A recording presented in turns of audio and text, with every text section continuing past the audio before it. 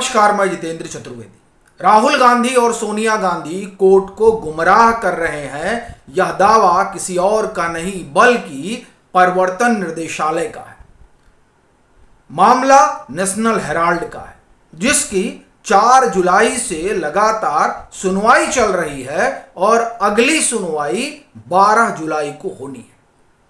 अब इस बीच जिस तरह का आरोप ईडी लगा रही है वो बहुत गंभीर इसलिए हो जा रहा है क्योंकि जिन्हें कटघरे में खड़ा किया जा रहा है वो उस पार्टी से आते हैं जिसने तकरीबन 5 दशक तक हिंदुस्तान में शासन किया, चाहे प्रत्यक्ष तौर पर या अप्रत्यक्ष तौर पर।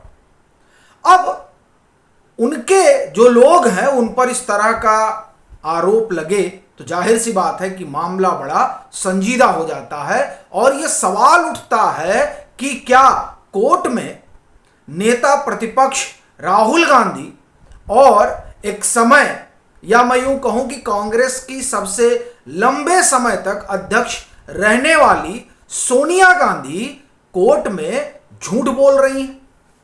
और यह प्रश्न नाहक तो नहीं उठ रहा है, इसके उठने की वजह ईडी का दावा है। अब अगला प्रश्न यह उठता है कि ईडी ऐसा दावा क्यों कर रही है, तो उसे जानने समझने के लिए जो पीछे सुनवाई हुई है उस पर जाना बड़ा जरूरी है, क्योंकि कोर्ट में सोनिया गांधी ने भी अपना पक्ष रखा है और राहुल गांधी ने भी अपना पक्ष रखा है नेशनल हेराल्ड वाले मामले में। बात अगर सोनिया गांधी की करें तो उनका पक्ष अभिषेक मनु सिंघवी रख रहे थे। उन्होंने कोर्ट को बताया कि देखिए, ये जो नेशनल हेराल्ड का मामला है, मनी लॉन्ड्रिंग का मामला है, ये असल में कोई केस ही नहीं बनता है। ये ईडी जो है वो नाहक परेशान कर रही है। उन्होंने यह भी बात इसमें जोड़ी कि देखिए, ये कोई भी कंपनी है, अगर उसके पास कर्ज है तो वो अपने उस कर्ज से मुक्ति पाने के लिए दूसरे कंपनी को जो है वो बेच दिया करती है। तो यही काम जो है वो एजीएल ने किया। उसने जो उसका कर्ज था उसे एंग इंडिया को बेच दिया। तो इसमें गलत कहां है, इसमें मनी लॉन्ड्रिंग कहां से आ गई, ये उन्होंने बात रखी। फिर राहुल गांधी की बारी आई, क्योंकि उन्हें भी अपना पक्ष रखना था। उनके वकील ने कोर्ट में ये दलील दी कि देखिए साहब, पहली चीज तो ये जो आरोप लगाया जा रहा है कि एजीएल पर इनका मालिकाना हक है, तो वो गलत है।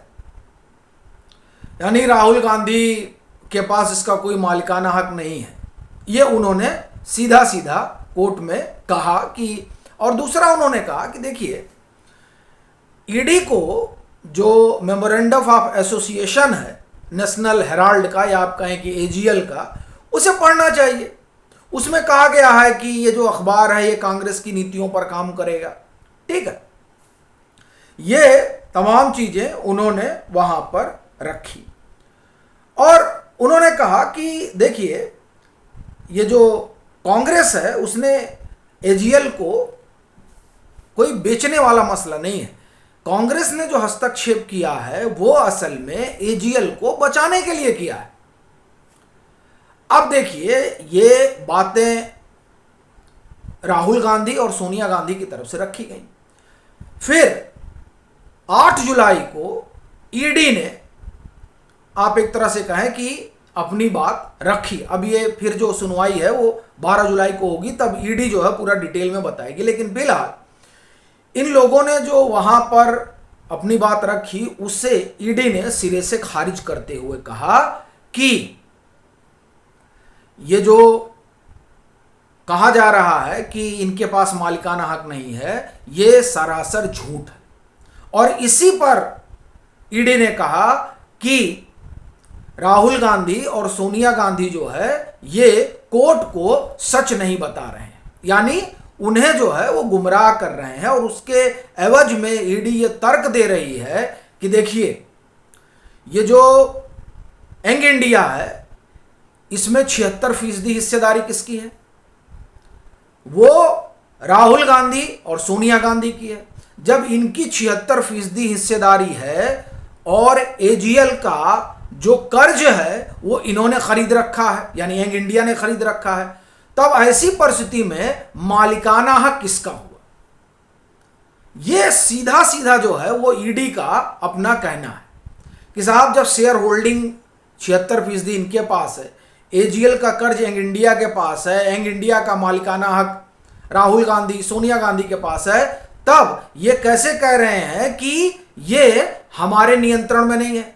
सीधी सीधी बात है कि 76% जिसके पास हिस्सेदारी है उसके नियंत्रण में है। एक बात।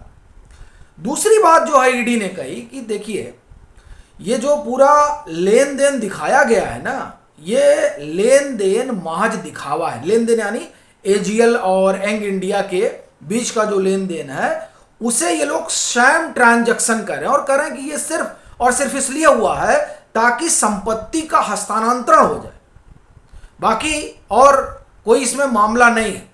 तो इसलिए जो दावा किया जा रहा है आरोपी की तरफ से, उस दावे में कोई दम नहीं है, ऐसा ईडी का कहना है। फिर आगे ईडी कहती है कि अच्छा ये जो तर्क है, ये तर्क एक तरह से कहें कि कन्विंसिंग इसलिए लग रहा है। देखिए सही गलत क्या है ये कोर्ट तय करेगा, लेकिन बड़ी चीज ये है, यही बात सुब्रमण्यम स्वामी ने भी उठाई थी, और ये बात एक जो है वो सबके जहन में है कि कांग्रेस एक राजनीतिक दल है। राजनीतिक दल को जो चंदा मिल रहा है वो इसलिए मिल रहा है ताकि वो अपनी पार्टी का प्रचार प्रसार कर सके, अपनी जो विचार है उसको लोगों तक पहुंचा सके।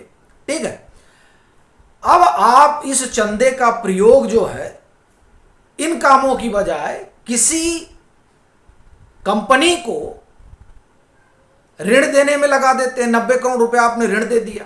अच्छा देखिए यही जो बात है, इसी पर तर्क दिया है आप एक तरह से कहें कि राहुल गांधी के वकील ने कि भाई जो चंदा है वो चंदा लिया ही इसलिए, या चंदा जो आप पार्टी को दे रहे हैं वो इसीलिए देते हैं कि वो उनकी धारा को आगे बढ़ाए, लोगों को जोड़े। तो अखबार कांग्रेस का ही काम कर रहा है। ठीक है, तो अखबार कांग्रेस का काम कर रहा है, इसलिए जो है अगर उसको बचाने के लिए कांग्रेस कुछ कर रही है तो उसमें गलत क्या है? लेकिन ईडी का यह मानना है कि नहीं, गलत है। आप लोन नहीं दे सकते हैं। अच्छा 90 करोड़ का आप लोन दे दिए, 90 करोड़ का संभवतः 90 करोड़ का लोन था, लोन आपने दे दिया, और फिर लोन चुकाने के लिए, चूंकि अब वो लोन चुका नहीं पा रहे हैं, तो जो उनका कर्ज है उस कर्ज को खरीदने के लिए एक कंपनी बना दी गई। उस कंपनी की जो शेयर होल्डिंग है वो शेयर होल्डिंग डिस्ट्रीब्यूट कर दी गई, और उस शेयर होल्डिंग में जो सबसे बड़ी हिस्सेदारी रही वो गांधी परिवार की कर दी गई। तो ये जो पूरा चक्र है, इस चक्र को किस तरीके से देखा जाए, ईडी का बड़ा सवाल ये है कि साहब एक की संपत्ति यानी एजीएल की संपत्ति को हड़पने के लिए ही यंग इंडिया बनाई गई। यही मूल आरोप है एक तरह से आप कहें कि ईडी का।